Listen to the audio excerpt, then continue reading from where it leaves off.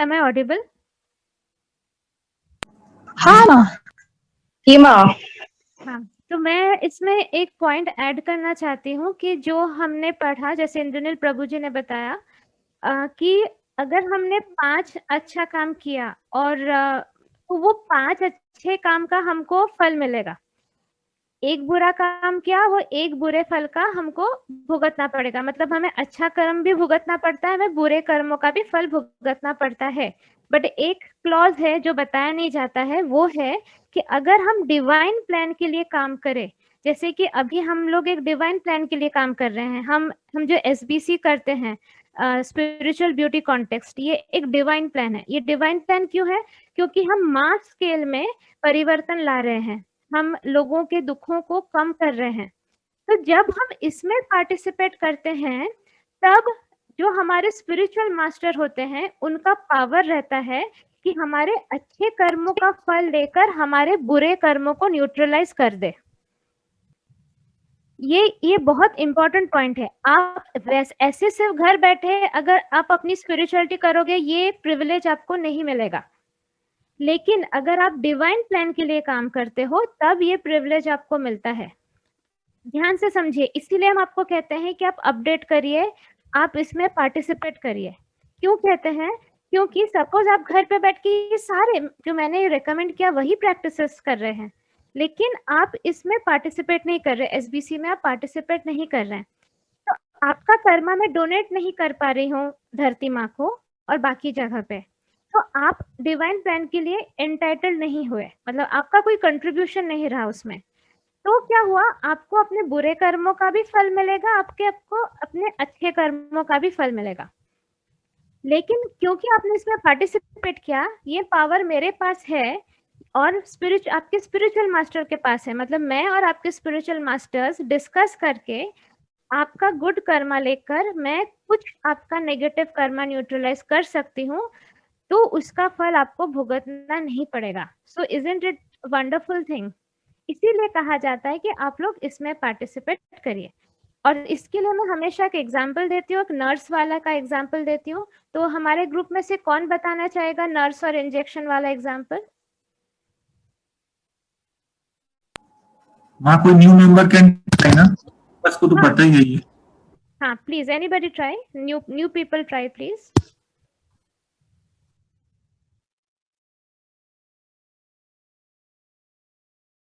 मैं बताऊं? कोई भी जिसने अभी बोला मैं बताऊं वो बताओ। आप अपना नाम बताओगे तो मुझे समझेगा वो मैं बताऊं कौन है। आप प्लीज नाम बताइए आप लोग की, आप पता नहीं चलता। N2। हाँ बोलो। तो आप हमेशा बीटी सेक्शन में एग्जाम्पल देते हो कि अगर आपकी जैसे तबीयत खराब है और आपको इंजेक्शन लगवाना है, तो अगर कम रहेगा तो हो सकता है कि आपको गवर्नमेंट हॉस्पिटल में जाके टूटे फूटे बिस्तर पे एक मूली सी आंटी नर्स आके ऐसे धपाक से सुई चुभो के इंजेक्शन लगा के जाएंगी। और वहीं अगर आपका कर्मा अच्छा है तो सुई तो आपको लगेगी, बट आप एक प्राइवेट हॉस्पिटल में एक अच्छे साफ सुथरे बेड पे बैठ के एक अच्छी सी क्यूट सी नर्स आके जो आपको अच्छे से बात करेगी, वो आके धीरे से इंजेक्शन लगाएगी और उसके बाद आपको टॉफी भी देगी। Thank you new member into, thank you. Correct, very good very good. अभी हम लोग इसको कोरोना के टाइम पे देखते हैं। मतलब हमारे पास्ट का बैड कर्मा अगर है तो शायद हमको कोरोना होगा, क्योंकि वो पास्ट का बैड कर्मा है। उस समय हमें अवेयरनेस नहीं थी, उस समय जाने अनजाने में हमने गलती कर दी। लेकिन अभी अगर हम गुड कर्मा जो जनरेट कर रहे हैं, उससे क्या होगा कि हमको हॉस्पिटल में बेड मिल जाएगा, हमको ऑक्सीजन मिल जाएगी, हमको रेमडेसिविर का इंजेक्शन मिल जाएगा, सब कुछ हो जाएगा। तो ये होता है पैरेलल। लेकिन अगर हम स्पिरिचुअल ब्यूटी कॉन्टेस्ट में पार्टिसिपेट कर रहे काफी दिनों से, हो सकता है कोरोना आएगा, 2-3 छींक होगी, 4-5 बार खांसेंगे हम और 2-3 दिन में घर बैठे बैठे ही ठीक हो जाएगा। मतलब जोर का झटका धीरे लगेगा। तो अब आप समझ रहे हो कि ये कितना ज्यादा जरूरी है ये कंसेप्ट को समझना, द लॉ ऑफ कर्मा को समझना। तो एवरीडे लाइफ में ये यूज होता है। तो ये मत सोचो आप लोग कि मैं तो अब सन्यासी बन गया, मेरे को तो रूपाली दिन भर सिर्फ प्रैक्टिसेस करवाती रहती है। नहीं, this is not the case. मैं खुद सन्यासी नहीं हूँ, मैं प्रैक्टिकल पर्सन हूँ जो चाहता है कि हमारी एवरीडे लाइफ थोड़ी बेटर हो जाए। तो दिस इज हाउ आपको smartly, intelligently law of Karma का इम्प्लीमेंटेशन करना। एक्चुअली आप लोगों को सोचने की जरूरत भी नहीं, वो सब कुछ मैंने सोचकर पूरा फॉर्मेट बना दिया, आपको सिर्फ फॉलो करना है, इतना ही बस आपको करना है। तो और किसी को कोई क्वेश्चन है अब तक, तो मैं I can hand over to Indranil Prabhu ji then. माँ प्लीज आप कंटिन्यू करो ना, मैं स्लाइड नेक्स्ट करता हूँ। नहीं नहीं, ये आप प्रभु जी, आपको समझाना है, मैं बीच बीच में से जंप करूंगी, मैंने तो लिख दिया। Ma, this is Ranjit here. This हाँ, is just Ranjit। a general question, not just for me, but when I explain to other people, this question comes up. They have the difficulty in seeing or understanding that karma, currency, or I mean, everyone has a certain amount of karma, or you know, a certain percentage or something like that. But I don't know how to present this to people when I explain. They say, "नहीं यार, जैसे हमारी जिंदगी है, बस सब कुछ, you know."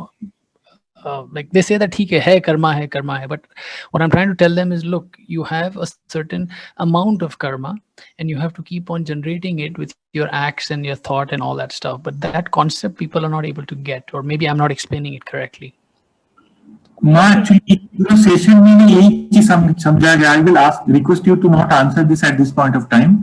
So Ranjit, this inter session के बाद if you don't get the answer then let's ask ma'am, is that okay? Yeah, I mean, I'm okay with it. I'm just, you know, I'm asking it out for those who don't understand. Indranil, मैं थोड़ा सा बता देती हूँ। We need to understand about sanchit karma. आप उनको इस तरह से समझाओ कि हम जन्म लेने से पहले एक बैग लेके जन्म लेते हैं, पोटला। वो पोटला को कहा जाता है संचित कर्मा। वो उसमें गुड और बैड कर्मा दोनों ही मिक्स रहता है। तो अभी जब हम खाना खा रहे हैं, वो पोटले में से क्या यूज अप हो जा रहा है? गुड कर्मा।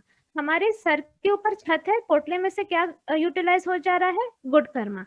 हम सांस ले रहे हैं, हमारे पास जॉब है, हमारी हेल्थ ठीक है, हमारे पास फ्रेंड्स है, मेन है खाने को मिल रहा है, everything, we have a complete body, मतलब कुछ कटा फटा नहीं है।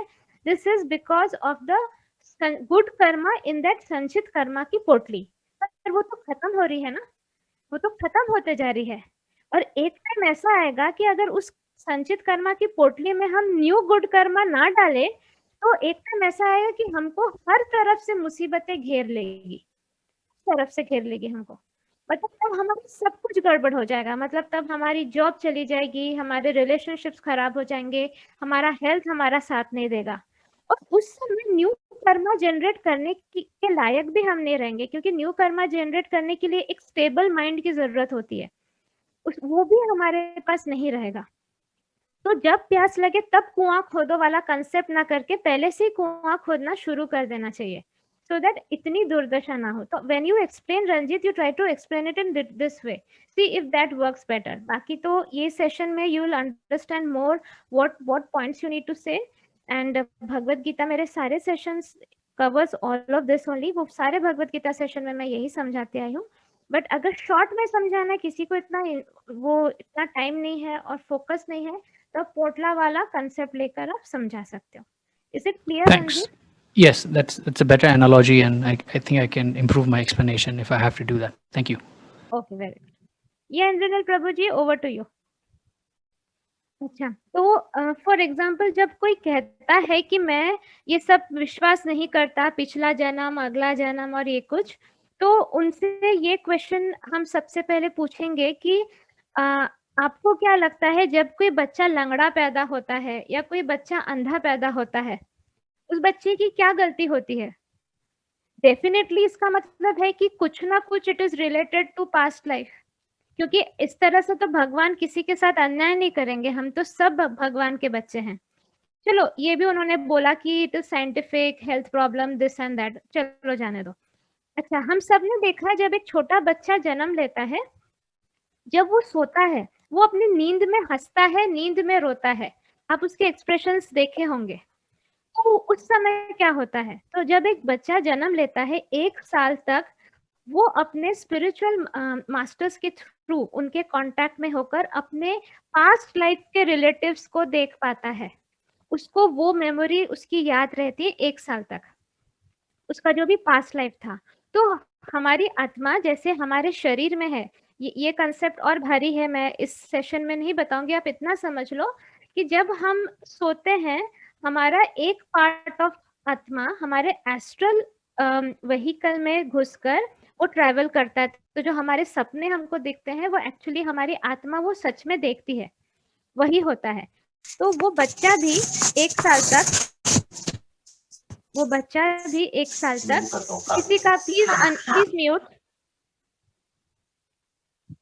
तो वो बच्चा भी 1 साल तक उसकी वो मेमोरी उसको याद रहती है। तो इसलिए अगर वो देखता है अपने रिलेटिव्स को या उनसे मिलने जब जाता है इनर वर्ल्ड में, तो वो रोता है, वो हंसता है। अच्छा चलो रोना हम फिर भी बोलते हैं कि पेट दुख रहा होगा उसका, बट एक बच्चा जिसको कोई एक्सपीरियंस ही नहीं है, जो समझ में ही नहीं आता, जिसको लैंग्वेज, वो हंसेगा क्यों? तो ये सोच कर देखिए आप लोग। तो जब आप लोग किसी को कन्विंस करने की कोशिश करें तब आपको ये एग्जाम्पल्स देना चाहिए, तब आप उनको अच्छे से समझा सकेंगे कि पास्ट लाइफ होता है। ये हो गया हम लोग जो कह रहे हैं। इतने सारे साइंटिफिक प्रूफ्स हैं, अगर आप देखो, आप गूगल पे सर्च दो कि जिन लोगों को अपना पिछला जन्म याद आया।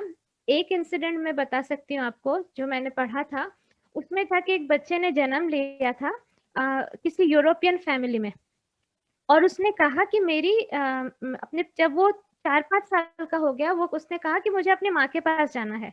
तो उसकी अभी वाले बर्थ की माँ ने बोला कि मैं ही तेरी माँ हूँ। बोला नहीं, मैं इधर इधर रहता था, मुझे अपने घर जाना है।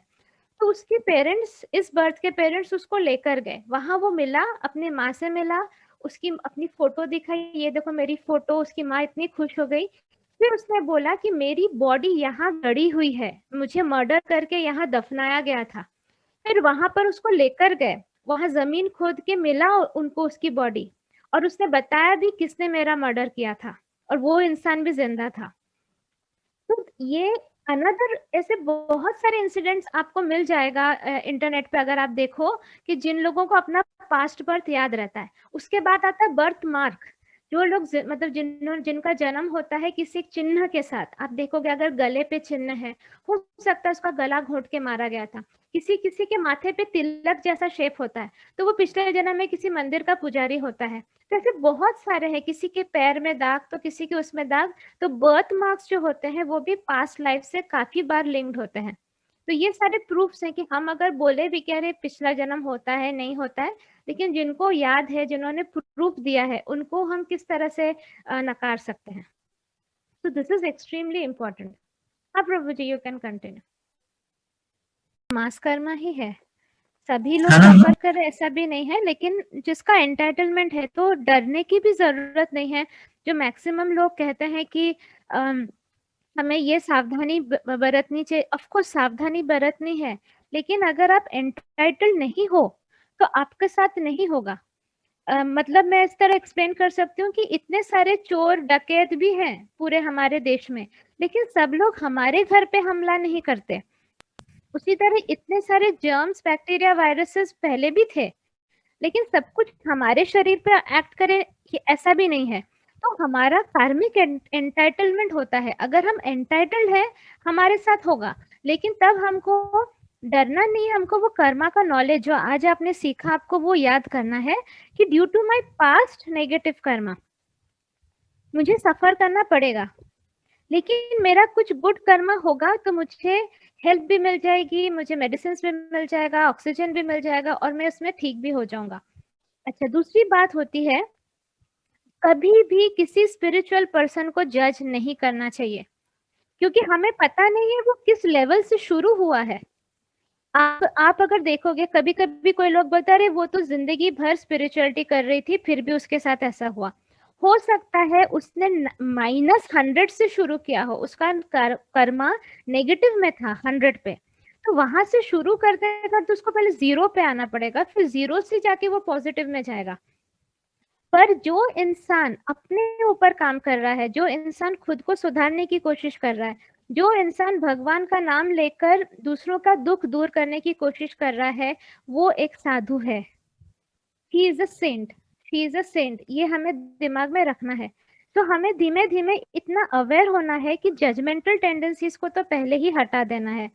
एक इंसान कितना कनेक्टेड है भगवान से ये किसी को नहीं पता, सिर्फ भगवान जानते हैं। तो इस वजह से हमारे कर्मा हमारे सामने आते हैं।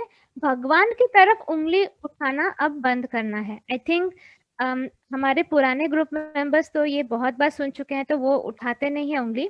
लेकिन अगर न्यू ग्रुप मेंबर्स हैं कि अब तक अगर आप भगवान को ब्लेम कर रहे थे, तो ये मत करिए, क्योंकि भगवान के लिए सारे बच्चे इक्वल होते हैं। और कार्मिक अकाउंट न्यूट्रलाइजेशन में या कर्मा न्यूट्रलाइजेशन में भगवान बीच में नहीं आते, और आना भी नहीं चाहिए। अभी जैसे मेरे 2 बच्चे हैं, अगर मेरी बेटी ने मेरे बेटे को झापड़ मारा, तो मेरी बेटी एंटाइटल्ड हो गई कि उसको भी झापड़ पड़ेगा बेटे से।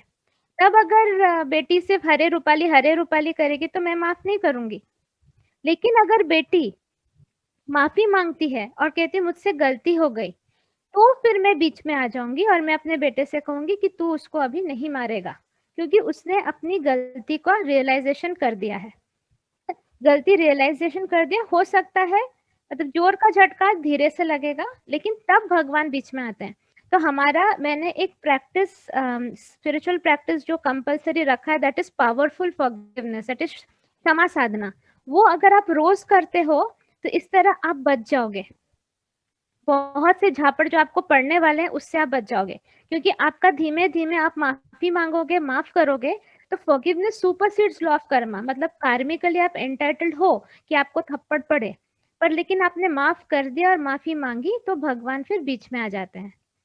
तो भगवान की तरफ उंगली उठाएगा कोई भी नहीं इसके बाद, क्योंकि अब हमको नॉलेज मिल गया है। पहले हमें नॉलेज नहीं था, इसलिए हमें समझ में नहीं आता था कि हो क्या रहा है। सब कोई अपना ही कर्मा का फल भुगतते हैं, तो वो कंप्लेन ना करके हमें अपना कर्मा इम्प्रूव करना है। और इंद्रनील, जब आप आगे समझाओगे तो वो एक और एग्जांपल में जो खेत का बताती हूँ कि the quality of grains which was cultivated in the last yield, और उसको जो एक कंटेनर में रखा जाता है, वो वाला एग्जांपल आप समझा देना। वो ऊपर और नीचे का जो अलग से निकलता है, नीचे वाला क्या वो वाला? हाँ, मतलब हमारा जो पुराना बैड कर्म अब तक खत्म नहीं टाइम हुआ लगता है है थोड़ा। हाँ, वो पहले निकलेगा, फिर अच्छे वाले कर्मा का फल स्टार्ट होगा, वो वाला आप आप समझा। बोल दो ना, आप बोल दो ना अभी। नहीं, अभी लास्ट में बोलेंगे ना, बता रहे। देखो मैं पोस्ट लगाती हूँ, मैं भगवत गीता खुद बताती, अगर मैं सब कुछ करूँ तो आप लोगों को कर्मा जनरेट करने का चांस नहीं मिलेगा। So I can not be selfish. तो मैं सिर्फ आती हूँ सेशन में सो दैट मैं थोड़ा बहुत कंट्रीब्यूट कर सकूँ, कि जैसे कि किसी को क्वेश्चंस हो तो मैं उनको आंसर कर सकूँ। बट ये आपका, आनंदिता का और संतोष भैया का कर्मा है। आप लोगों ने इतना कर्मा जनरेट कर दिया है कि आप मोर देन 60 लोगों के लाइफ को इम्पैक्ट कर पा रहे हैं। तो ये अपॉर्चुनिटी मैं आप लोगों से नहीं छीन सकती हूँ, समझ रहे हैं आप? इसलिए यू हैव टू से, अगर मुझे कुछ ऐड करना है, आपने प्लेटफॉर्म बनाया है, सो आपका ही है। हम लोग तो जब अपना काम कर रहे हैं। मैं कुछ भी नहीं हूँ, सब कृष्णा भगवान है। लेकिन हाँ, हम लोग मिलजुल कर एक दूसरे को खींच के आगे बढ़ जाएंगे। तो please continue. Okay, thank you. देख रहे हो, पढ़ रहे हो, लेकिन गुरु का इम्पोर्टेंस कितना ज्यादा होता है, ये आप ऐसे समझो कि गुरु एक ऐसा इंसान होता है जो कि वो जंगल से जा चुका है, उससे पता है यहाँ पे डेंजरस एनिमल्स हैं, यहाँ पर गड्ढा है, यहाँ पर नहीं जाना चाहिए। और ये सब गुजरने के बाद जब वो एक रास्ता देता है कि अब आप इस रास्ते से गुजरो, तो आपकी जर्नी उतनी डिफिकल्ट नहीं होगी। तो गुरु वो सारा पहले अपने ऊपर ले लेता है, वो सारा परेशानियां, सारे प्रॉब्लम्स पहले वो झेल लेता है। उसके बाद वो बताता है कि आप इस रास्ते पे जाओ तो आपके लिए इजी है। अभी हमारे ग्रुप में जो स्पेशली जो पीएन ग्रुप के मेंबर्स हैं, आप लोगों, आई वुड लाइक कि कोई ना कोई अपना फीडबैक अभी के लिए जस्ट एकदम शॉर्ट में शेयर करे कि हमने केसेस के टाइम पे देखा है कि कुछ इंसान श्योर शॉट मरने वाले होते हैं। कोई कोई कोरोना केस था, उसके पहले भी ऐसा कुछ केसेस आए थे हमारे पास बहुत सारे, कि हम यमराज को देख पाते हैं सर के पास खड़े हुए। उस समय उस इंसान के पास कर्मा नहीं होता है कि वो जिंदा रहे। तब मैं क्या करती हूँ, आप लोग बताइए, फिर मैं क्या करती हूँ?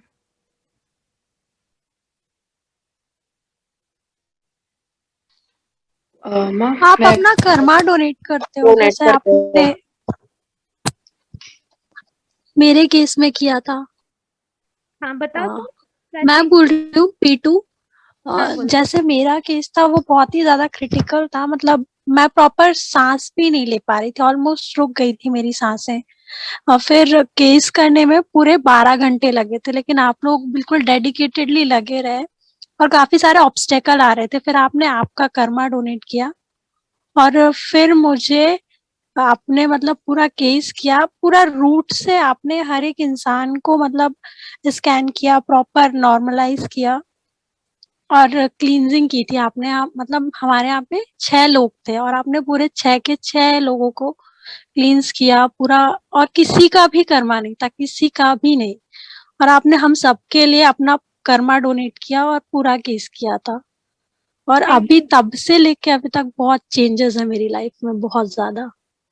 इसलिए हमारी पूनम बहुत एक्टिव पार्टिसिपेंट है। आप इसका जोश देखोगे, आपको शर्म आएगी। इतनी ज्यादा एनर्जेटिक लड़की, हमेशा रेडी है ग्रुप के लिए सर्व करने के लिए।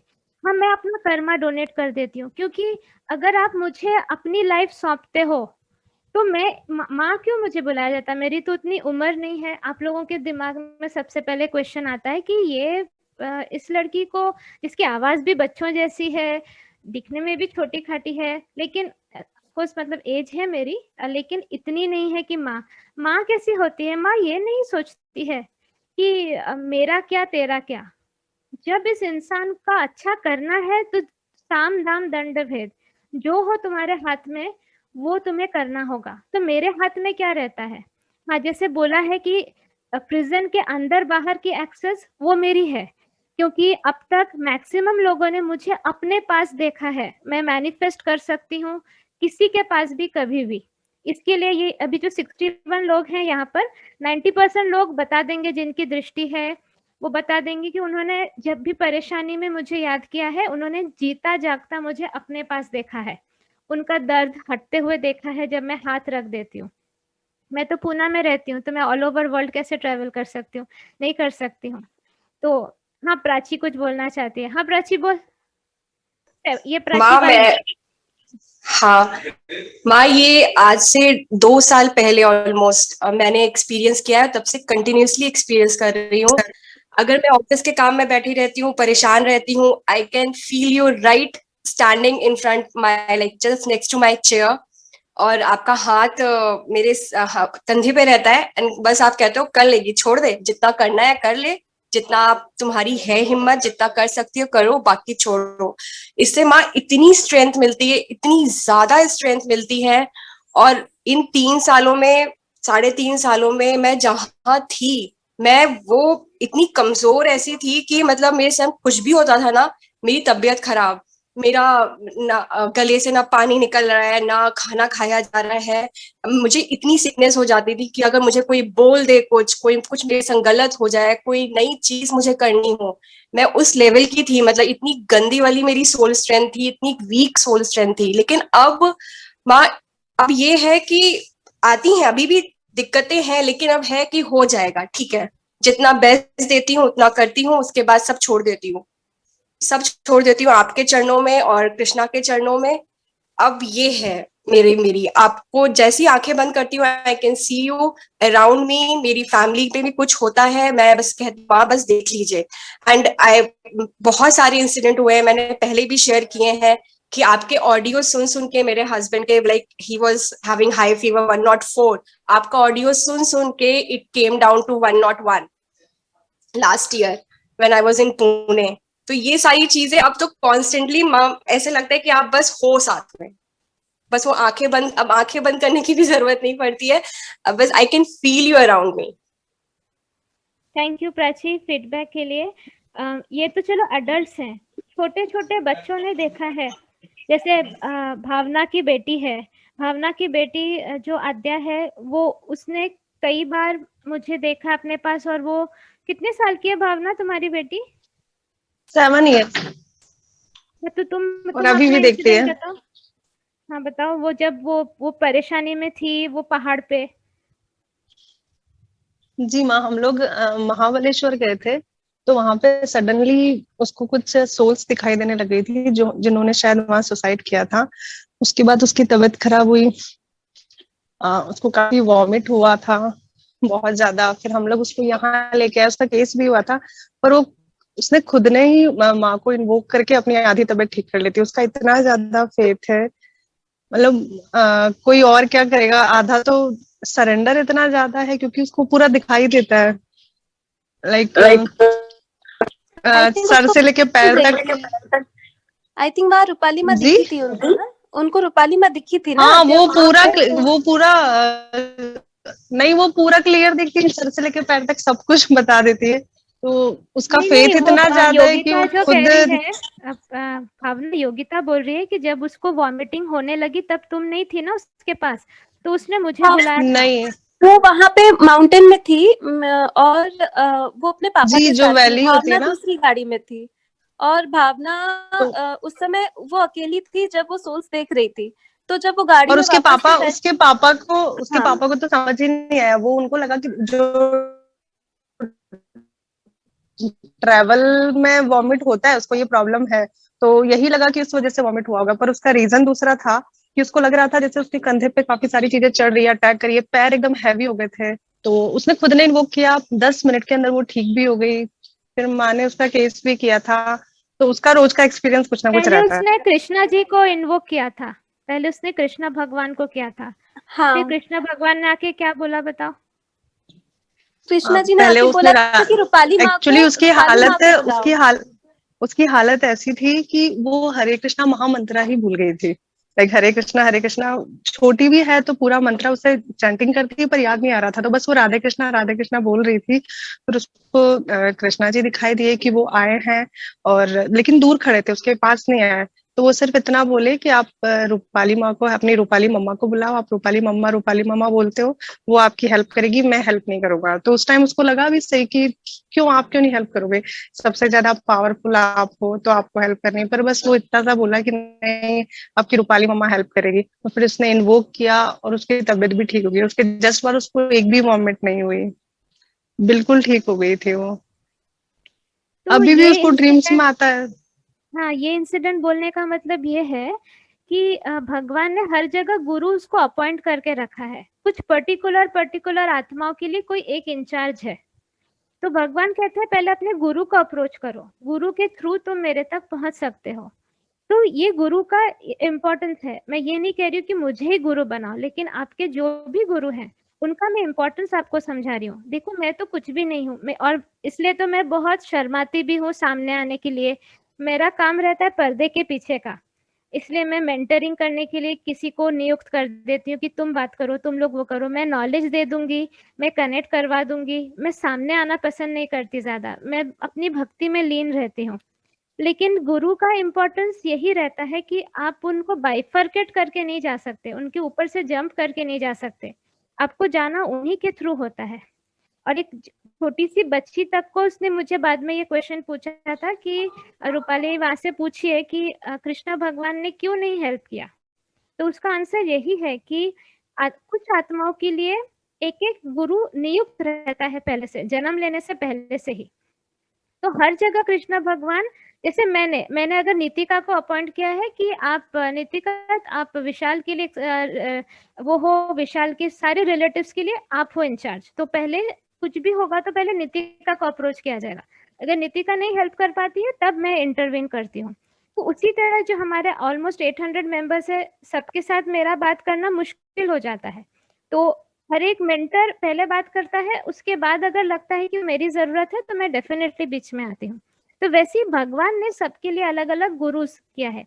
अब जैसे स्कूल का जो प्रिंसिपल होता है वो सारे सब्जेक्ट्स नहीं पढ़ाता, वो अलग अलग डिपार्टमेंट के टीचर्स अपॉइंट करके रखता है।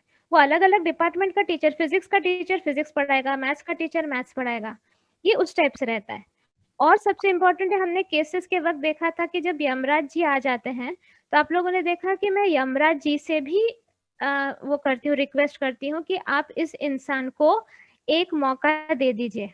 ये बहुत ज़्यादा इम्पोर्टेंट है और वो यमराज जी ने दिया भी है मौका। और ऐसे बहुत सारे लोग जिंदा है। एक पर्सन तो अभी भी ग्रुप अटेंड अभी भी इस मीटिंग में है जिसका नाम है मयूर। तो और भी बहुत सारे लोग हैं जिन्होंने मतलब जिनका ऑलमोस्ट प्राण निकलने वाला था।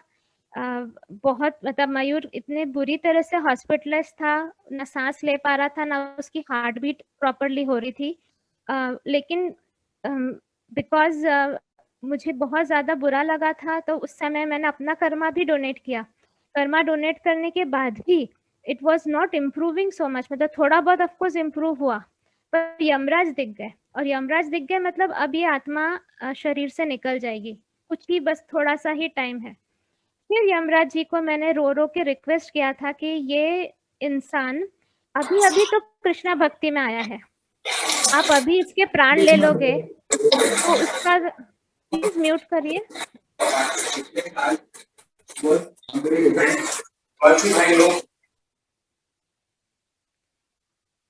तो तब मैंने भगवान से रिक्वेस्ट किया कि ये इस इंसान को एक चांस तो दीजिए, वो अभी अभी तो आपकी भक्ति करने लगा है। इस टाइम पे अगर उसकी मृत्यु हो जाती है, पता नहीं नेक्स्ट लाइफ में उसको ये अपॉर्चुनिटी मिलेगी नहीं मिलेगी, इतना रिसोर्सेज मिलेगा नहीं मिलेगा। तो ये क्या है, प्रेसिडेंशियल पार्डन जो अभी यहाँ पे बताया जा रहा है, प्रेसिडेंशियल पार्डन वो करने के लिए गुरु की जरूरत होती है।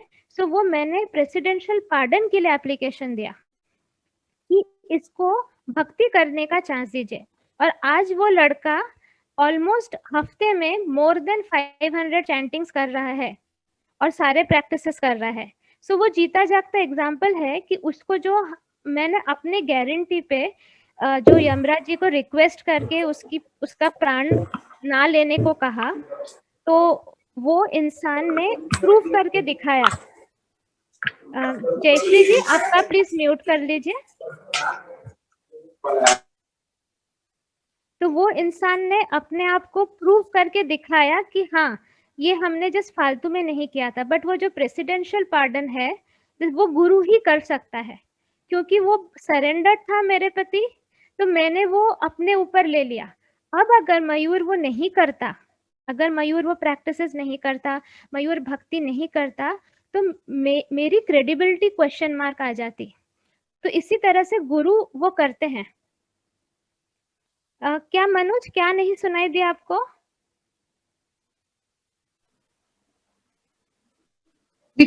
माँ we couldn't hear some audio, just last part Mayur के बारे में आप जो बता रही थी। मयूर के बारे में बोल रही थी कि मयूर की इतनी ज्यादा तबीयत खराब हो गई थी, ही वॉज हॉस्पिटलाइज्ड, उसका हार्ट बीट भी इतना कम था, ना वो सांस ले पा रहा था, ना मतलब वो बेहोशी था ऑलमोस्ट। उसको उसकी जान बचाने के लिए कोई ऑप्शन ही नहीं था। और हम लोगों ने यमराज को देख लिया था उसके पास। तो उस समय मैंने यमराज जी से रिक्वेस्ट किया था कि आप इसको एक मौका दीजिए, इसके प्राण अभी मत लीजिए, क्योंकि मुझे लगता है कि ये इंसान ने अभी अभी कृष्णा भक्ति शुरू किया है, इसको एक मौका मिलना चाहिए। And Mayur proved himself. अगर आप स्पिरिचुअल प्रैक्टिसेस देखोगे, लास्ट वीक में मयूर फर्स्ट आया था। ही डज चैंटिंग, बाकी सारे प्रैक्टिसेस तो वो करता ही है, उसके अलावा भी हफ्ते में मोर देन 500 चैंटिंग करके उसने प्रूव करके दिखा दिया कि ये जो यमराज जी से हमने बात किया था, इट वॉज वर्थ इट। तो मौका तो बहुत सारे लोगों को हुआ है, बहुत सारे लोगों के साथ मैंने यमराज जी से रिक्वेस्ट करके वो किया है, लेकिन सब खरे उतरते हैं कि नहीं वो हमें नहीं पता। कुछ जगह पे उतरते हैं, कुछ जगह पे उन्हें लगता है अरे वाह वाह मेरा ही कर्मा था, मैं तो बच गया। लेकिन ऐसा नहीं होता, ये गुरु अपने ऊपर लेता है, ये गुरु अपने ऊपर गारंटी लेता है कि ये मेरी गारंटी है कि ये इंसान, जैसे आपको लोन चाहिए होता है, एक गारंटर की जरूरत होती है ना, तो उसी तरह गुरु का ये काम होता है। So this is very important कि आप गुरु का इम्पोर्टेंस समझे। और गुरु को कभी भी उसके वेशभूषा या उसके एज, आई थिंक जयश्री जी का ही है म्यूट। जयश्री जी को प्लीज, जो भी वो है होस्ट, प्लीज आप प्लीज म्यूट कर दो ना। पूजा का भी ऑन है, पूजा मालवी का। जी मैं कुछ कहना चाहती थी माँ से। एक सेकंड। हाँ, लेट मी फिनिश पूजा। और स्वप्नजा ने हाथ उठा के रखा है, उसके बाद स्वप्नजा का नंबर आएगा। माँ, मैं अभी गुरु की बात निकली है तो मैं आपसे कहना चाहती हूँ कि 2-3 दिन से मेरे मन पूजा में यही पूजा ख्याल आ पूजा रहा है। पूजा, on. मैंने पहले भी बोला है, व्हेन आई एम स्पीकिंग आपको वेट करना पड़ेगा, प्लीज लेट मी फिनिश, फिर आपको डेफिनेटली जी। चांस दिया जाएगा। Please raise your hand and tell queue ना, you will get chance. Don't worry. मैं सबको चांस देती हूँ, ऐसा बिल्कुल भी नहीं है, लेकिन आई हैव टू फिनिश ना जो मैं कह रही हूँ, फिर मैं भूल जाती हूँ और कुछ नहीं, भूल जाती हूँ मैं क्या बोल रही थी। तो let me just finish please. तो ये जो अभी इंद्रनील ने शेयर किया था, जो मेरा लिखा हो, that is that presidential pardon. तो आप गुरु को बाईपास करके नहीं जा सकते। आपको अगर लगता है मुझे सब पता है, मैं घर बैठे बैठे सब कर सकता हूँ, लेकिन बहुत क्रिटिकल जगह पे गुरु आपकी गारंटी लेता। दूसरी बात क्या है, गुरु और क्या करता है मैं आपको बताती हूँ। अगर आपका एक बड़ा सा सफरिंग आपके लाइफ में आने वाला है, मतलब आपने कुछ बहुत बैड कर्मा किया था, आपका वो सफरिंग आने वाला है, लेकिन अभी आपका उतना गुड कर्मा नहीं है कि आप वो सफरिंग को हैंडल कर सके, तो वो पहाड़ ऑफ सफरिंग गुरु अपने हाथ में लेके खड़ा रहेगा, वो वेट करेगा। जब वो देखेगा कि आपका सिचुएशन सही है, आपका इतना गुड कर्मा हो गया, तब वो पहाड़ को आपके नीचे उतारेगा आपके सामने कि अब आप फेस करो। ये सारे एडवांटेजेस आपको मिलते हैं थ्रू गुरु। तो इसीलिए you have to be very careful कि गुरु जैसा भी हो दिखने में, कुछ भी हो, उसे कभी जज मत करो, क्योंकि उसका कनेक्शन भगवान के साथ क्या है वो आपको नहीं पता। वो शो ऑफ नहीं करेगा, कोई भी गुरु यूजुअली इतना शो ऑफ नहीं करता है, वो डाउन टू अर्थ रहता है, वो चुप रहता है, वो सर झुका के रखता है, क्योंकि स्पिरिचुअल प्राइड आना बिल्कुल अच्छी बात नहीं है। स्पिरिचुअल प्राइड से स्पिरिचुअल फॉल होता है, लेकिन इसका मतलब नहीं है कि गुरु में वो औकात नहीं है। सो बी वेरी केयरफुल। ठीक, अब Swapnaja, it is your turn. Swapnaja बोलो। एक्चुअली ना वो जब वो यमराज का बोला ना, तो मेरे माइंड में क्वेश्चन आया कि जब एक सेशन हुआ था, तो एक सेशन में यू टोल्ड कि हम मतलब हमारे डिपेंड ऑन आवर कर्मा, तो हमें लेने के लिए यमराज आएंगे या हमारे मतलब हायर सोल आएंगे, वो डिसाइड होता है।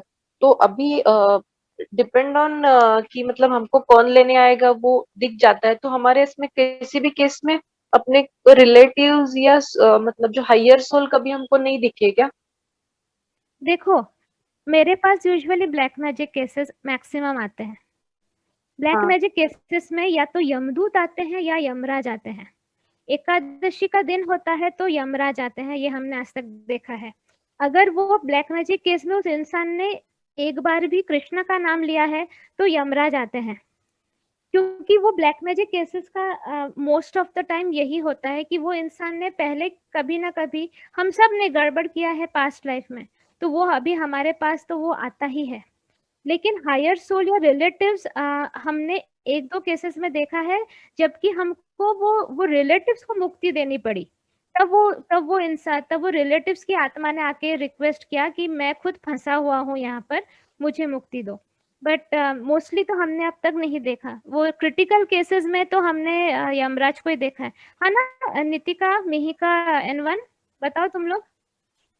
हाँ, मैक्सिमम केसेस हम लोगों ने उसके ही देखे हैं। There have been very few cases उसके अलावा, एंड यमराज जी के केसेस भी कई सारे आए हैं हमारे। इनफैक्ट अभी रिसेंट में भी एक आए थे। हाँ, वो कोरोना केस में तो यमराज जी दिखते हैं। बहुत ज्यादा कर्मा ये करना पड़ेगा कि उससे आगे मतलब इम्प्रूव करने के लिए। हाँ, मतलब क्या होता है कि अगर ब्लैक मैजिक है तो फिर तो यमराज ही आते हैं। ये तो मैंने अभी तक इतने सालों का एक्सपीरियंस है ना कि उसमें यमराज ही आते हैं, वो हायर बीइंग्स या वो नहीं आते। क्योंकि देखो, जहाँ पे हायर बीइंग्स वाली बात आती है या रिलेटिव्स आते हैं या सदगुरु लेने आते हैं ना, वो इतना भयंकर केस होता ही नहीं है, उसमें शांति से मृत्यु हो जाती है मोस्ट ऑफ द टाइम। जब कोई भयंकर केस होता है तभी मेरे पास आता है ना। हाँ, करेक्ट। तो जो एकदम नींद में जिनकी मृत्यु हो गई हो बिना सफरिंग की, मतलब सोच लो उनका सदगुरु या रिलेटिव्स लेने आए थे, ज्यादा कोई टेंशन नहीं है। जो सफर करके जब मृत्यु आती है, मतलब बहुत देर तक सफरिंग कर रहे हो, मतलब उसका वो उस समय वो पूरा बैड कर्मा न्यूट्रलाइजेशन पार्ट चल रहा है, उसका लास्ट का बैड कर्मा न्यूट्रलाइजेशन। ओके, तो जितना ज्यादा सफरिंग होगा उतना वो कर्मा न्यूट्रलाइज हो रहा है। उतना कर्मा न्यूट्रलाइज हो रहा है। लास्ट का वो मतलब लास्ट का बिट वो ये सफरिंग करके खत्म कर ले रहा है। This is how it happens. इस तरह बहुत सारे सदगुरुओं को देखोगे, जैसे साईं बाबा हो गए, रामकृष्ण परमहंस हो गए, जैसे जिनकी कैंसर से मृत्यु हुई, क्योंकि उन्होंने अपने ही भक्तों के वो रोग अपने ऊपर ले लिए कि वो भक्त वो हो जाए, क्योंकि गुरु गुरु ऐसा ही होता है, वो माँ जैसा ही होता है, वो किसी की सफरिंग नहीं देख पाता। तो इसका मतलब वो गुरु का कर्मा नहीं है, गुरु उनका कर्मा ले लेता है। जैसे आप लोगों का जो भी माने ग्रुप में है, जो sorry I was just giving that example, जिस जहाँ पे आपने महुआदी का अपने ऊपर ले लिया था, एंड एक दो और केसेस जो हम लोगों ने खुद पीएन में देखे हैं, डॉक्यूमेंटेड हैं हमारे सोल पीस ग्रुप पे भी, जहाँ पे you stepped up in front end आपने वो कर्मा उनका ले लिया। हाँ, देखो जब भी जैसे ही मुझे पता चल जाता है किसी के ऊपर ब्लैक मैजिक अटैक हो रहा है, मैं वो पूरे ब्लैक मैजिक को मेरे ऊपर ले लेती हूँ सबसे फर्स्ट थिंग, कि वो मेरे पास आ जाए। उसके बाद फिर मैं वो केस शुरू करती हूँ। तो मैं जब कहती हूँ कि I am wrapping myself around you, मतलब मैं तुम तक वो तक पहुंचने नहीं दे रही हूँ, क्योंकि तुम वो आईसीयू में हो, तुम मतलब समझ लो कि तुम लोग को रिकवर करने के लिए समय तो चाहिए ना। उसके लिए कंटिन्यूस ब्लैक मैजिक अटैक में तुम रिकवर नहीं कर पाओगे। तो वो मैं कहती हूँ पूरा मेरे पास आ जाए। और ये सारे क्लेयरमेंट्स देखते भी हैं, तो 99.9% केसेस में मैं अपने ऊपर पहले ले लेती हूँ। मैं डाइवर्शनरी टारगेट बन जाती हूँ कि मेरे ऊपर आ जाए, क्योंकि आना तो है ही, कार्मिकली आप एंटाइटल्ड हो, उसको मैं रोक नहीं सकती। पर मैं आपको वो ब्रीदिंग टाइम दे सकती हूँ कि आप अपने आप को इतना स्ट्रॉन्ग कर लो कि तब वो आपके ऊपर और आपका इतना कर्मा बन जाए कि आपके ऊपर असर ना हो। तो इस तरह से मेरे ऊपर तो मैं लेती ही रहती हूँ, हमेशा ही लेती हूँ, क्योंकि वो मैं गुरु हूँ ना, तो आपने अपनी लाइफ मेरे पास सौंपी है, तो ये तो मेरा धर्म है करना। फिर मुझे जो कष्ट होता है, यूजुअली मुझे पेन होता नहीं, एक दो बार हुआ है कि जब मैंने वो किसी का पूरा पॉइजन ले लिया था अपने अंदर, तब मेरा पेट जलने लगा था। ये हुआ है एक दो केसेस में, इतना भयंकर पॉइजन था वो कि मेरा खुद का पेट जलने लगा था। तो एक दो बार हुआ है। माँ ऑल्सो आप जब लेते हो तो जो रिलेटिव्स होते हैं, कई बार हम लोग जब पीएन केसेस करते हैं तो वी सी कि जो रिलेटिव्स होते हैं जिनका पीएन केस हो रहा है उनको मुक्ति नहीं मिली है, तो आप अपना कर्मा डोनेट करते हो कि जो उनकी पीढ़ियां हैं उनको भी मुक्ति मिल जाए। हाँ, मैं आप वही करती हूँ, और कौन करेगा बताओ? मैं नहीं करूंगी तो और कौन करेगा? इसलिए मैं करती, इतने सारे प्रैक्टिसेस में करती रहती हूँ कि मैं डोनेट ज्यादा कर पाऊँ। मुझे अपने लिए मैंने अपने लिए कभी कुछ मांगती ही नहीं हूँ मैं भगवान से। मुझे लगता है मैं तो आपकी नौकर हूँ भगवान, आपको जो देना दे दो। लेकिन दूसरों के लिए मुझे ये जनरेट करना पड़ता है कर्म। और फिर ऐसा नहीं कि जो जीवित है उसी को दूं, जिसकी मृत्यु हो गई वो बेचारा किसके पास जाएगा, उसे भी दे देती हूँ। यही करते करते अब तक जितना है मैं अब तक तो खींच पा रही हूँ, आगे का पता नहीं मुझे। बट यही होता है अनकंडीशनल लव, यही होता है one with God one with all, मतलब सबसे प्रेम। मुझे सबसे प्रेम है। मैं वो नहीं करती हूँ कि मुझे इससे ज्यादा प्यार करना है, उससे कम करना है। मुझे सबसे प्यार है। जब आप सबसे प्यार करते हो तभी आप भगवान के साथ यूनाइट कर पाते हो, तभी उनकी एनर्जी आपके थ्रू फ्लो करती है। और मैं वही सिखाने के लिए आई हूँ यहाँ पे कि आप वो अनकंडीशनल लव को समझो। This is unconditional love. मेरे एक्शंस को देखो, मेरे वो वर्ड्स को नहीं, क्योंकि वर्ड्स के थ्रू उतना एक्सप्लेन नहीं किया जाता है। अगर आप मेरे सुपर क्लेंजिंग साधना में जब मैं राधे कृष्णा बोलती हूँ, आपके रोंगटे खड़े होते हैं। क्यों? क्योंकि उस समय मैं जो भगवान की एनर्जी आपके अंदर डाल पा रही हूँ, इसलिए आपके रोंगटे खड़े होते हैं। उसके लिए मैंने अपनी पाइप को कितना क्लीन किया है, इतना प्योर पाइप बनना है आप सबको। अच्छा, we have just less than 1 minute, उसके बाद एंटू तुझे, नितिका तुझे अपना फीडबैक देना है। हाँ जी, एक सेकंड।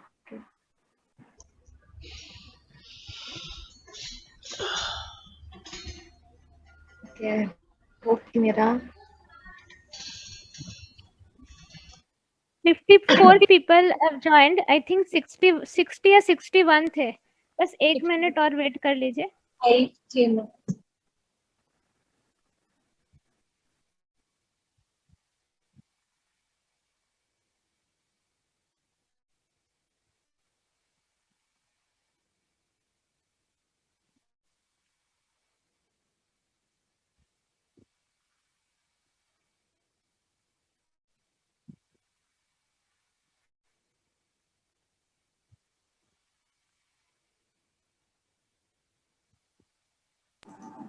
मस्त बैकग्राउंड है. क्या क्या सब रखी हो बैकग्राउंड में? Zoom background. I think you can start. 55 हो गए, so I think you can start. So, हाँ, तो when I was actually ये वाला जब मैं लिख भी रही थी माँ का फीडबैक, मुझे समझ नहीं आ रहा था कि मैं कहाँ से स्टार्ट करूँ, मैं क्रोनोलॉजिकल ऑर्डर में चलूँ या मैं अभी पहले क्या है मेरा सिनेरियो वो बताऊं. मुझे कुछ समझ नहीं आ रहा था, तो फिर मैंने माँ को ही उस टाइम पे इन्वोक किया था. एंड अभी भी माँ you only help. So I'll start with the chronological thing. So back in 2017 मेरी एक्चुअली माँ से पहली बार बात हुई थी. एक ऑफिस कुलीग के थ्रू बात हुई थी मेरी उनसे. एंड हम लोगों का कैसा रहता है, हम अपनी आइडेंटिटी, हमारी जॉब, हमारी फैमिली, हमारे फ्रेंड्स, हमारे वेल विशर्स जो रहते हैं, जो हमारे रिलेशनशिप्स रहते हैं, उनसे एसोसिएट करते हैं. एंड 2017 में वो पॉइंट हुआ कि जहाँ पे ये सारे पिलर्स एक साथ ऐसे हट गए मेरे यहाँ, एंड मैं धड़ाम से कोलैप्स करी. ऑफिस में काफी इश्यूज चालू थे, मैं पर्सनल लाइफ में फैमिली के साथ काफी कुछ चालू था, रिलेशनशिप्स सारी स्क्रूड अप थी, जो फ्रेंड्स थे मेरे वो बैकस्टैब करना, गलत चीजें बोलना, वो सब चालू था. एंड मतलब आई वाज अलाइव बट वो था नहीं एग्जिस्टेंस. मैनुअल बस काम करने के लिए कर रहे हूँ. मैं सुबह उठती थी, I used to be non stop working, कुछ फील नहीं करना, नंब हो गई थी मैं. आई कुडंट, ना सैडनेस, ना हैप्पीनेस, ना कुछ, nothing, like complete dead from inside. वो हो गई थी. रात में नींद नहीं आती थी, बिकम एन इंसोम्निया. रात भर अगर सोती थी तो मैं उठ जाती थी, हल्की सी भी खट होती थी मैं उठ जाती थी. कुछ नहीं था मेरे. सर्वाइकल स्पॉन्डिलाइटिस हो गया था. I was on muscle relaxant, I was on anti depressant kind of scenarios. काफी कुछ चालू था. फिर एक दिन रात की, it was a Saturday, September 2017 was when I spoke to her. She spoke to me 1 घंटा, एंड मैं अपना बोलती गई एंड वो बस सुनती रही, कुछ नहीं बोली पहले. She heard me through and through. उसके बाद she just said कि हाँ, I acknowledge what you've gone through. And she told me her story, she told me her incidents. And कुछ नहीं और कुछ भी बात नहीं था. कोई स्पिरिचुअलिटी करने को, कुछ करने को उन्होंने, nothing. She just didn't ask me only, she just told me her story कि how her life has changed and that is it. मैं फोन रख दिया. शी जस्ट सेड कि मेरा एक इंसोम्निया वाला ऑडियो है, I just share that with you, see if you feel like listening to it, वो सुन लेना. Hopefully if it helps you sleep, that is nothing like it. उस दिन for the first time, I think in a really long time, मैं सो पाई थी. मैं रात में उठी नहीं. एंड वो एक रात की स्लीप की वजह से next morning when I woke up, I was actually calm. I was like able to breathe. वो हो गया था मेरा. And that day and today का day है, I've not looked back. मतलब I wouldn't say that I've progressed a lot, but बहुत changes I've observed in myself. I was at a point जो एकदम dead low था मेरी life का. मेरे ख्याल से वो phase was really an ugly phase in my life of how many years I've lived so far. And उसके बाद I just kept following what she kept saying. मुझे realize ही नहीं हुआ कब मेरी situations change होने लग गई. I switched jobs, I went ahead, did my post-grad, my personal life improve हो गई. Toxic people from my life were removed. My family came together as a whole. जो शायद कभी हम चारों में वो closeness, वो bonding नहीं थी जितनी उसके बाद होने लग गई. We started understanding each other, started giving each other that space. मेरी sister also joined this. आज की date में my mom is also a part of this. And it's like I actually wrote this also with her. मुझे उनको explicitly हर चीज call करके बोलनी नहीं होती है कि I'm not feeling good या there's something like this which is happening. उनको पता चल जाता है. And many a times it doesn't have to be a direct one-to-one that she has to tell me. उस time correctly कोई भी ऐसा randomly मैं YouTube scroll कर रही होंगी, कोई BG session मेरे सामने आ जाएगा, Facebook का कोई post आ जाएगा, या group पे हमारा कुछ ऐसा discussion चालू हो जाएगा. Otherwise वो खुद सामने से चला के she'll just be like, तू ठीक नहीं है. I'm getting something जो तुम्हारे साथ गड़बड़ हो रहा है. क्या चालू है तेरा? मतलब self love was, I hated myself. Like it's a very strong word, but I did.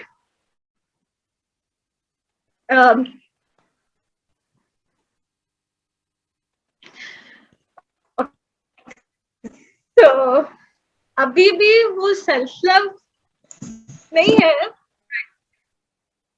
self awareness है.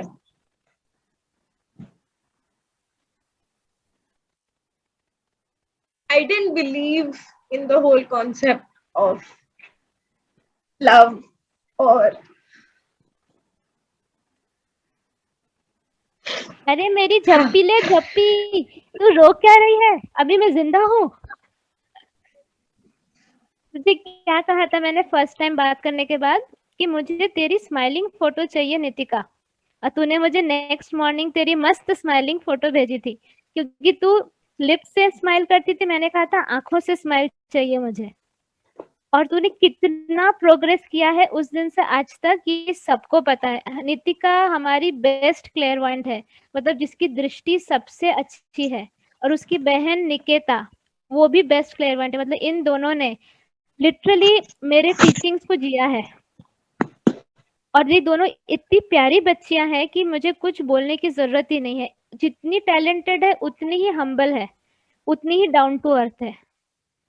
चल अभी एकदम रोना नहीं, मैं तो एंजॉय कर रही हूँ तेरा फीडबैक. बोल आगे बोल. माँ आपका बहुत बहुत धन्यवाद. माँ आपका बहुत बहुत धीरे धीरे करके बेबी स्टेप्स थे. In fact on a fun note मैं कोई कुछ बोल रहा है? हाँ एंथी बोल रही हैं. एनसी थैंक यू बोल रही है. मैं आपको धन्यवाद बोल रही हैं. कौन थैंक यू बोल रही है? N2 की मम्मा. N2 की मम्मा N3. हाँ जी आंटी जी आप भी आई हैं. Very good. आपकी तबीयत ठीक है?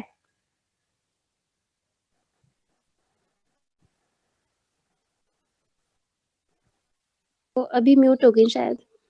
म्यूट हो गया. अच्छा ठीक है. हाँ पहले हाँ नितिका मेरी दोनों बेटियों को संभालने के लिए बहुत बहुत धन्यवाद माँ. मैं क्या कहूँ, मैं कह नहीं सकती कुछ। अच्छा, अभी मुझे पता चला कि नितिका किस पे गई है। आप भी रो रही हैं?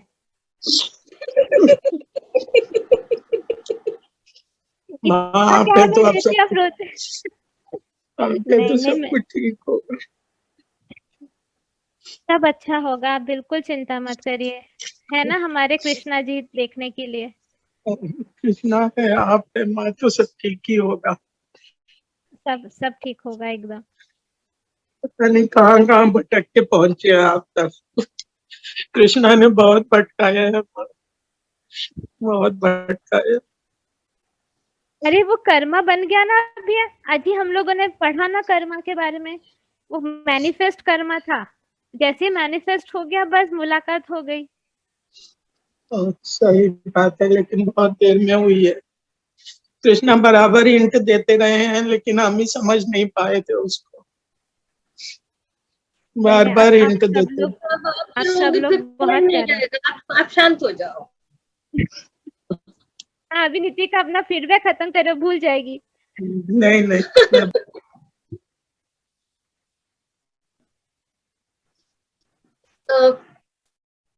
बट मतलब एक big big big big change जो है वो है कि मैं कोई भी ना लव सॉन्ग्स नहीं सुनती।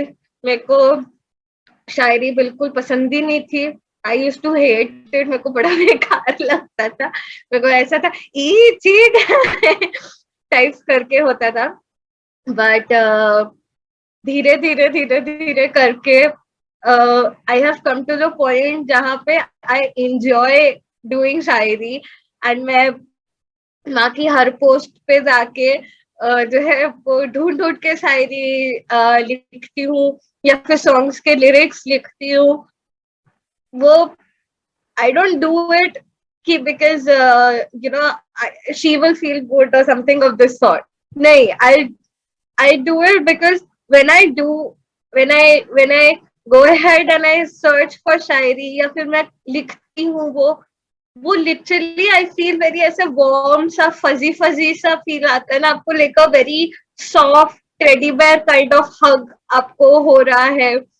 And you know, like you can feel your heart chakra opening up. आप मैं पहले सोचती थी ऐसे कैसे हो सकता है कि मतलब how can something as trivial as a Shayari help in this? But that is what it is with her. She makes spirituality so much fun, so relatable, so practical कि आप रियलाइज भी नहीं कर सकते एंड वो चीज आपको effect करेगी। मतलब यू जस्ट लाइक अच्छा बस इतने से हो जाता है। Helping somebody out is all that you have, but not even help, you just have to be there. एक song का actual feel क्या है वो करने से हो जाता है।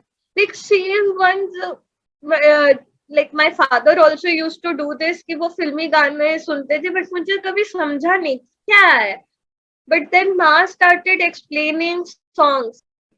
बी एड कितने भी तो कर ले सितम, बी एड तेरी दीवानी, वो जिस वे में उन्होंने वो सॉन्ग्स एक्सप्लेन किए for Krishna ji, it just became a next level thing कि हाँ ये तो हर चीज में अगर आप देखो तो you can understand, you can relate, you can see the presence of Krishna. Literally हर एक एनिमेट, हर एक इनएनिमेट ऑब्जेक्ट में सब में है कृष्णा। एंड सिर्फ आपको वही करना है कि उस क्रिएटर की क्रिएशन से प्यार करना है। You are also one of the creations and a very nice one, so you have to just love yourself. She always says this कि अभी you are now with me, बस अपनी मुट्ठी खोल दो, ना हिलेगी ना डुलेगी, डूबोगी नहीं। You just have to trust in her, and वो एक छोटा सा स्टेप आपने लिया ना तो वो पूरा नेक्स्ट लेवल हो जाती है आपकी life. Like it's a complete flip.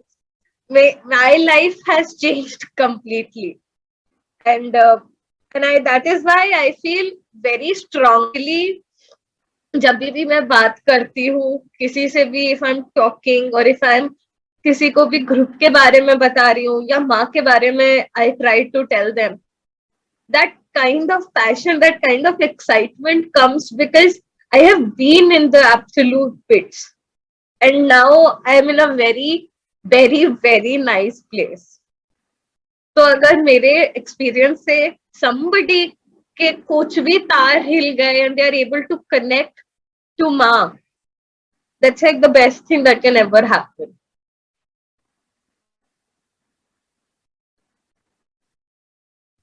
ये ले पुच्ची, कितनी स्वीट है तू। Yeah, you're the sweetest. बाकी मैं बदमाश तो बहुत हूँ, मतलब I have messed up so badly. माँ बेचारी she used to go into washrooms and she used to send me, मैं उनको ऐसे लंबे लंबे ऑडियो मैसेजेस भेजती थी और वो समझ जाती थी कि गया, फिर इसका गया।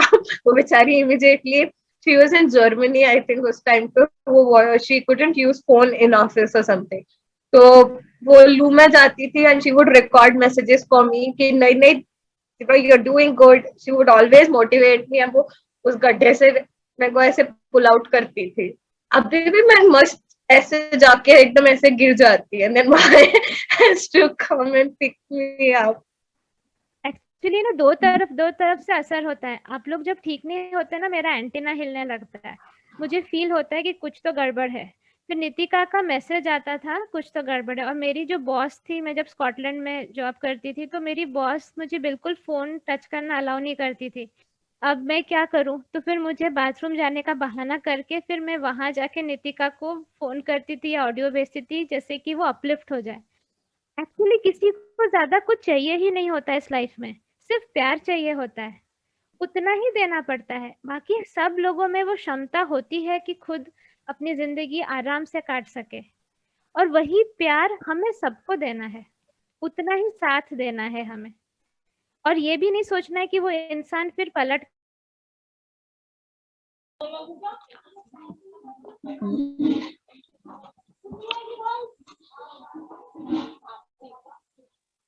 माँ पूजा, माँ बोल रही है ना, अभी कंप्लीट तो करना तो।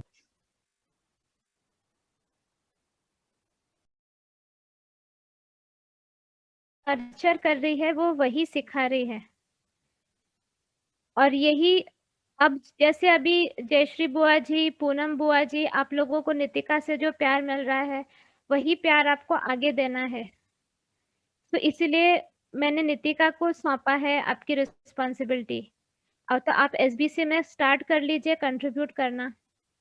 विशाल ने इस बार किया है, सो विशाल माध्यम बना और विशाल के थ्रू अब पूरी फैमिली इसको बेनिफिट करेगी। अब आप लोग माध्यम बनिए, हम सब हैं आप सबका हाथ पकड़ के आगे बढ़ने के लिए। जयश्री बुआ जी, थैंक यू, आपने जो फीडबैक लिखा है अभी चैट में। और संतोषी, तुमने भी जो लिखा है फीडबैक, थैंक यू। तुम्हारा जो बच्चा 3 साल का था, वो तुम अभी पूजा से बात करके तुम वो शेयर कर सकती हो। पूजा अब तुम बोलो। माँ सॉरी, मुझे लगा कि कहीं मेरी बात अधूरी ना रह जाए। मेरे लिए नहीं कह रही हूँ मैं ये बात, मगर किसी और को मतलब बहुत बहुत ज्यादा दिक्कत है। और आपकी कंडीशन को थोड़ा समझना, बहुत मेजर कंडीशन है। पापा के जो भाई है, मतलब मेरे अंकल, उनकी डेथ हो गई, 4 साल हो चुके हैं।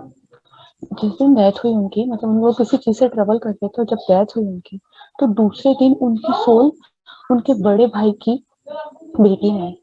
मैंने कभी नहीं देखा था जीवन में कि ऐसा भी होता है, लेकिन वो हम सब ने, पूरे परिवार में जितने भी आसपास के लोगों ने, सब ने वो चीज देखी। और वो मेरी सिस्टर लगती है, मतलब तो उनकी उसमें वो सोल आई, और वो बता रहे कि इसने मेरे साथ ऐसा करा, इसने साथ मेरे साथ वैसा करा, ये मेरे अच्छी से बात नहीं करता था, इसने कैसे परेशान करा, वैसा परेशान करा। पापा को बोलते हैं, मेरे पापा को बोलते हैं कि भैया तुम मुझे बचा सकते थे, तुमने मुझे बचाया क्यों नहीं? बोले मेरे को डॉक्टर के पास क्यों नहीं लेके, मुझे क्यों मदद नहीं करी? वैसे परेशान हो रहे। और फिर उसकी वजह से जो सिस्टर है, वो उसको भी पेन हो रहा था, उसको पेन हो रहा था। तो बार बार जब वो अपने उसमें आ रही थी, तो वो बोल रही थी कि मेरे को चाचा से बचाओ, चाचा ने मेरे को क्यों पकड़ के रखा है? फिर वो ऐसा भी कह रही। मगर जब उनकी जो सोल थी, तो वो अच्छे इंसान थे। तो हमारे का मंदिर है देवी जी का, काली जी का मंदिर है, हम देवी जी को बहुत मानते हैं। तो वो मंदिर में वो पैर पड़ने के लिए गए, बोले मेरे को देवी जी का दर्शन कराओ, मेरे को देवी जी देखना है, और बोले मेरे को दर्शन कराओ। मगर उनकी डेथ हो चुकी थी, तो हमारे परिवार पर सूतक था, तो हम तो उनको मंदिर में नहीं ले जा सकते थे। मगर हमने उनको बोला कि आप बाहर से अगर आप मान रहे हो, वो जो सोल मेरी सिस्टर नहीं थी, तो उनने कहा कि बाहर से पैर पड़ो, क्योंकि हम सूतक है। वो जो मेरी सिस्टर है वो ये कह रही है कि मेरे को देवी जी के पैर पड़ना है, और ये सोल वो चाचा की कह रही थी उससे। ये हमने सब कुछ जीवन में ये सब कुछ हमने पहली बार देखा। तो वो बोले कि मैं परेशान नहीं करना चाहता था, मेरे को किसी ने पहुंचाया है, मैं नहीं आना चाहता था। मेरे को पता है कि ये भी मेरी बेटी है, ये मेरी बेटी है, मैं उसको परेशान नहीं करना चाहता, ये सब मेरे परिवार में परेशान नहीं करना चाहता, मगर किसी ने मुझे यहाँ पहुंचाया है। और वो बहुत पेन में थी। ये बात को आज 4 साल बीत गए हैं, लेकिन कल वापस से 4 साल बाद, मतलब हमारे लिए तो बहुत, अभी तक मेरे को उस चीज से डर लग रहा है कि ऐसा नहीं होना था। कल की बात है, वही सोल मेरी चाचा की दूसरी बेटी में आती है, और मतलब वो उनको बुला रहे थे, मतलब मगर वो ना आके कोई और आया सोल में, मंदिर के अंदर बैठकर वो बात कर रहे हैं कि ये उसके पापा को बुलाना चाहते थे, मगर वो नहीं आ पाए। मतलब इसका मतलब ये है कि वो अभी भी ट्रबल कर रहे हैं, वो नहीं आ पाए क्योंकि उनको बुला रहे थे, कोई और सोल आ गई उसकी बॉडी में। ये सब हम देख रहे हैं, और अब डर भी लग रहा है, मगर डर से ज्यादा इस चीज का ये लग रहा है कि वो इंसान अभी तक परेशान हो रहे हैं, मतलब कि लोग उनको जैसा जैसा जिस बॉडी में पहुंचा रहे हैं और उनसे गलत काम करवा रहे हैं, और उनको मजबूरन वो चीज सब करनी पड़ रही है। वो सोचो इतने पेन में गए हैं, उसके बाद वो अच्छी सोच है, मतलब वो किसी को परेशान नहीं करना चाहते, और दूसरे लोग पता नहीं कुछ कुछ गलत गलत कर रहे हैं उनके साथ, और उनको ऐसा परेशान कर रहे हैं। और मैं नहीं, मतलब मुझे अच्छा नहीं लग रहा। मैं कुछ करना चाहती थी उनके लिए कि उनकी आत्मा को शांति मिले, और ये बात का 4 साल हो गए, लेकिन ये बात कल वापस से आई है। हाँ पूजा, उनकी आत्मा को शांति नहीं मिली है, उनकी माँ आत्मा को बहुत परेशान तांत्रिक ने है। कैप्चर कर लिया। सुनो, अब सुनो, हाँ, ये हाँ, हम लोग रोज करते हैं, मैं रोज करती हूँ ये सब जी, चीजों को डील, इसलिए समझा रही हूँ। उनको एक तांत्रिक ने कैप्चर कर लिया है उनकी आत्मा को, अब वो जहाँ चाहता है उनको भेज सकता है। ऐसा हो रहा है। हाँ, इससे वो आत्मा को और बैड कर्मा वो जनरेट करेगा, क्योंकि उससे गलत काम के लिए भेजा जा रहा है। तो तुम एक काम करोगी, इस अभी नेक्स्ट वीक मैंने सबको छुट्टी दी है, क्योंकि मैंने बहुत सारे ऑडियोज रिलीज किया और सबको टाइम नहीं मिल रहा। उसके बाद वाले वीक में हम लोग ये केस कर लेंगे। तुम्हारे वो जो भी बहन है, कोशिश करो अगर वो एटलीस्ट एसबीसी में कुछ कर्मा जनरेट कर पाए। माँ वो हम लोगों से बात नहीं करते हैं, मतलब उनको पता नहीं उनके दिमाग में जो भी गलतफहमी है, मगर मैं वो अंकल के लिए कुछ चलो करना ठीक चाहती है, थी, उनको तो शांति मिले। मैं ही अपना कर्मा दे लूंगी, कोई बात नहीं। उस अभी मेरे सामने आया है और वो तो कह भी रहे हैं, वो कह रहे हैं कि मैं ऐसा परेशान नहीं करना चाहता, मेरे को परेशान कर रहे हैं, मेरे को जबरदस्ती पहुंचा रहे हैं, मैं नहीं करना चाहता, मेरे को पता है मेरे परिवार में मेरे परिवार को क्यों परेशान करना। और पूजा एक मिनट पूजा शांत हो जाओ, माँ की पहले पूरी बात तो कंप्लीट होने दो। डर लग रहा है मुझे, सॉरी। नहीं, आपके डर से यू नॉट हेल्पिंग सामने वाला, you are sending out more worry thoughts and आप उनको और ज्यादा परेशान कर रहे हो। आप एक माँ रोना मिनट भी आता है मुझे, क्योंकि आप ना एक ही बात रिपीट कर रहे हो। पूजा शांत होके ना पूरी बात माँ की सुन लो पहले। माँ सब जानते हैं। 2 हफ्ते पहले तुम्हें लग रहा था तुम मर जाओगी, मैंने तुम्हारा केस किया, उसके बाद तुम्हें कितना रिलीफ है। भरोसा रखो डियर, है ना, भरोसा रखो। इसलिए तो मैं आपसे सब कुछ शेयर कर रही हूँ माँ। बस तो अभी रिलैक्स हो जाओ। ये अब मेरा हेडेक है, अब वो तुम्हारा हेडेक नहीं है। तुमने मुझे बता दिया, अब वो मेरा हेडेक है। तुम बस क्या करोगी, अगर हो सके तो अगर फोटो वोटो हो उनकी तो तुम आनंदिता को भेज देना, नहीं हो पाए तो भी कोई बात नहीं, हम वैसे भी फोटो के ऊपर डिपेंडेंट नहीं है। ये नेक्स्ट वीक नहीं, उसके बाद वाले वीक में हम लोग उनका केस कर लेंगे, तुम्हें ऐड कर देंगे और वो कर देंगे, चिंता मत करो। ऐसे और ये जो तुम्हारे सामने हो रहा है, ये मैं रोज डील करती हूँ। प्रेत मेरे साथ बात करते हैं शरीर में घुसकर, ठीक है। तो मुझ में वो शक्ति है कि मैं प्रेत से बात करवा भी सकती हूँ। तो मुझे धमकी भी देते हैं प्रेत, लेकिन कोई फायदा नहीं धमकी देके, उसके बाद उन्हीं को मैं प्यार देके उन्हीं को मुक्ति दिला देती हूँ। तो ये सब रोज की बात है हमारे लिए, इसमें डरने की कोई बात नहीं है। तुम अभी कृष्णा भक्त हो ना, तुम भी मत डरो, मगर वो ठीक है। पेन रिलैक्स उनको हो जो हो जाओ, रहा है, थैंक यू वो मैम, मैं देख लूंगी। हाँ, तुम रिलैक्स हो जाओ जी डियर, एक शांत हो जाओ। Thank you ma'am. हाँ। माँ मैं आपसे एक और संतोष, बात बोलूं एक और बात। हाँ बोलो। 3 दिन से मेरे दिमाग में आज यही चल रहा है कि मेरे को आपको गुरु बनाना है, और आज गुरु की ही बात निकली, बस मुझे लगा शायद मैं कह पाऊंगी, तो मैं आपको गुरु बनाना चाहती हूँ। देखो, गुरु बनाने के लिए एक आइसक्रीम, एक डेयरी मिल्क और एक पनीर टिक्का मसाला। नहीं, ऐसा कुछ भी नहीं है। सॉरी, थैंक यू मजाक माँ, कर बस रही हूँ। आप, पता है मुझे, आप बस ऐसे ही हमारे साथ रहिए, यही तुम सबसे बड़ा मुझे आशीर्वाद है। पता है, बंगाली में गोरू मतलब होता है काऊ, गाय को गोरू बोलते हैं। तो मुझे गुरु मानो, गोरू मानो, मुझे कोई प्रॉब्लम नहीं। जब तक तुम कृष्णा भक्ति कर रही हो, मुझे कोई प्रॉब्लम नहीं है। थैंक यू माँ, thank you so much. Okay. Thank you.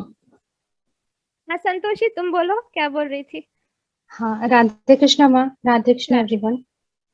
मैं अपना एक एक्सपीरियंस शेयर करना चाहती हूँ जो लास्ट ईयर नवंबर में हुआ था। एक्चुअली तब मैं न्यूली ज्वाइन की थी ग्रुप, और माँ को भी जानी थी तब। मैं इतना पोस्ट वगैरह कुछ नहीं पढ़ती थी। मुझे हमेशा मुझे योगिता जी नर्चर कर रही थी। मुझे हमेशा योगिता जी समझाती थी कि आप पोस्ट पढ़ो, ये पढ़ो, हर सवाल का जवाब आपके पास है। लेकिन जैसे मैं नेटिव में थी, हमेशा मेरे पास एक ही सोल्यूशन रहता था कि मेरे पास टाइम नहीं है, इतना घर का काम रहता है, इतना सब कुछ रहता है, मेरे पास टाइम नहीं है। हर चीज में मैं उनको एक ही रिप्लाई देती थी, कभी एक चैंटिंग करती थी, कभी 2 माला, कभी 3 माला, ऐसे करती थी। एंड प्रैक्टिसेस कभी कोई भी ठीक से नहीं करती थी। लेकिन उसके बाद एक बार माँ से मेरी तबीयत सडनली बहुत खराब हुई थी, जिसकी वजह से मैं मीटिंग भी ज्वाइन नहीं कर पा रही थी। तो माँ ने मुझे ब्लेस किया और मेरा केस किया। मुझे पता भी नहीं था तब पीएन ग्रुप क्या होता है। तो मैंने फर्स्ट टाइम माँ को पहली बार महसूस किया था अपने पास। मैंने ऐसे महसूस किया था कि माँ मेरे साइड में ही खड़ी है और मेरे सर के ऊपर हाथ रख रही है। एंड उसको सोचते ही मेरे रोंगटे खड़े हो जाते हैं। एंड विद इन मिनट्स मेरा जो हेडेक था, सर भारीपन, एंड वो कान का जो दर्द था, एंड वो सब विद इन अ मिनट वो मेरा वैनिश हो गया था। उसके बाद से मुझे ऐसा, मैं तो क्योंकि मैं पोस्ट नहीं पढ़ती थी, कुछ नहीं करती थी, तो एक ऐसा था कि कैसे ऐसा हो सकता है। मतलब मेडिसिन मैं ज्यादा डिपेंडेंट थी। मुझे कुछ होता तो इमीडिएट मैं गोली लेती थी, क्योंकि मुझे हमेशा हर चीज जल्दी चाहिए। मैं ऐसा कैसे हो सकता है कि मैं माँ को ये करूं, इन्वोक करूं, और मेरा इमीडिएटली पेन ही चला जाए मेरे बॉडी से। तो धीरे धीरे वो पहला दिन था जब वो जो ट्रस्ट और बॉन्ड था जो माँ के साथ, वो धीरे धीरे लगा, वो शुरू हो गया माँ के साथ मेरा। एंड फिर जो बोलते हैं ना, झटका लगना चाहिए लाइफ में, झटका लगना चाहिए, बिना झटके के वो नहीं होता है। फिर भी मैं कोई प्रैक्टिसेस नहीं करती थी सिंसियरली। हर चीज कुछ होता था तो उठा के योगिता जी को फोन करें, मेरे साथ ऐसा हो रहा है, मेरे साथ ऐसा होता है।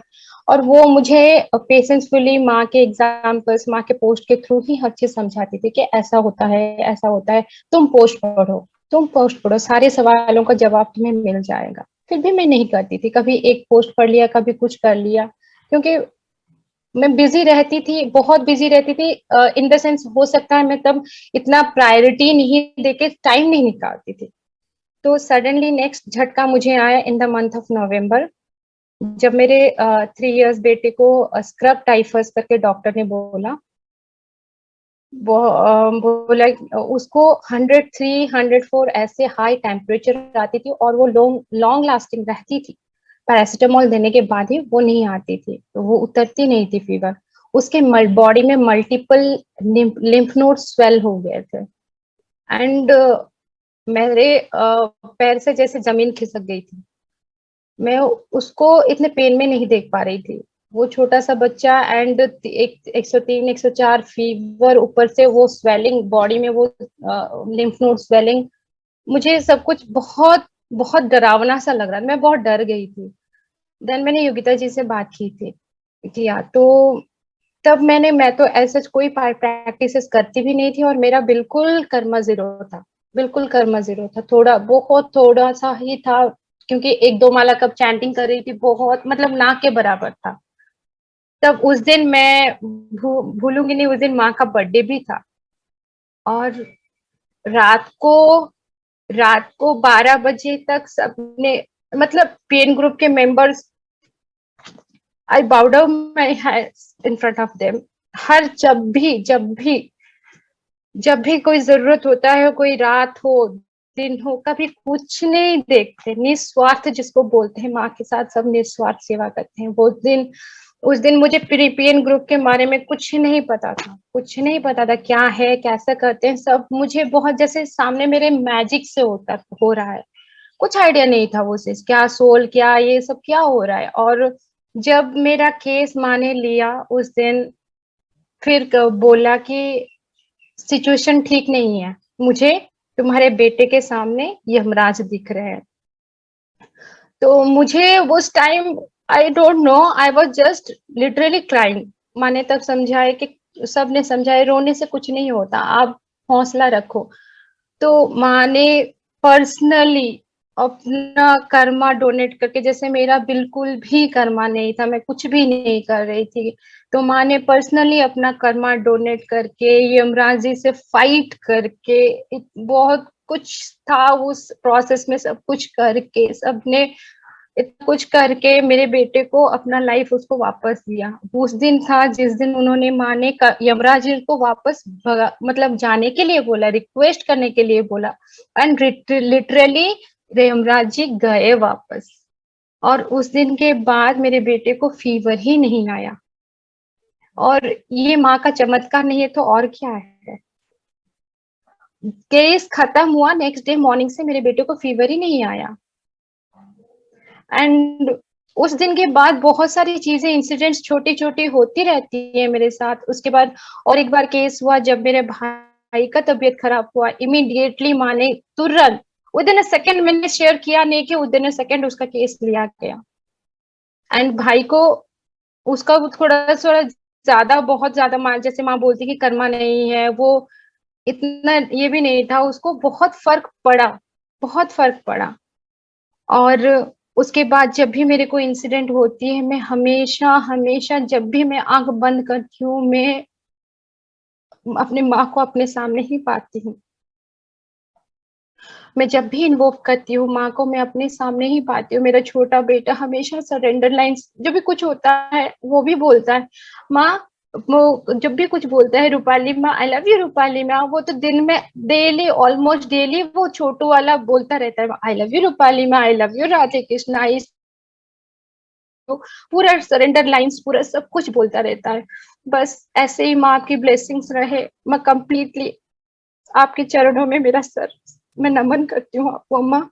ऐसे ही मुझे आपके चरणों में रहना ही है माँ, हमेशा, हर वक्त, हर पल। आप ही हो मेरे गुरु, आप ही सब कुछ हो। मेरे चरणों में कुछ नहीं रखा है, मेरे गले लग जा।